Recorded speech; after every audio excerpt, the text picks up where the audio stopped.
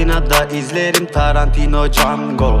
Çok abanma kolonyaya, mahvolur elin bro. Evden çıkamıyorum, bu rozu göremiyorum. Sıkıntıdan ne yapacağımı bilmiyorum. Yemeğe fazla vurdum, 300 kilo oldum. Mutfaktan brokoli kokusu alıyorum. Beto nasıl hala diyettesin, hayret ediyorum. İzole, sadece kısa bir süre, hayata göre. Her yerim izole, her yerim izole. Evden çıkmıyorum artık, her yerim izole. İzole, izole, izole. İzole.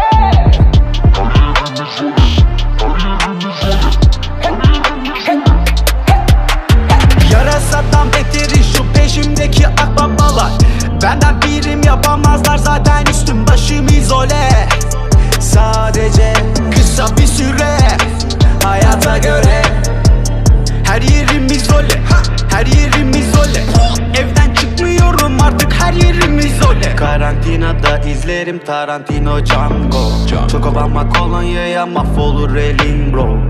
Evden çıkamıyorum, bu rozu göremiyorum. Sıkıntıdan ne yapacağımı bilmiyorum. Yemeğe fazla vurdum, 300 kilo oldum.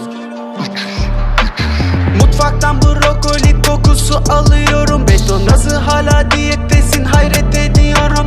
İzole, sadece kısa bir süre, hayata göre. Her yerim izole, her yerim izole. Her yerim izole, her yerim izole. Antiseptik videolarınla başa çık virüsle. Antiseptik videolarımla başa çık virüsle. Antiseptik videolarımla başa çık virüsle. İzole, izole, izole.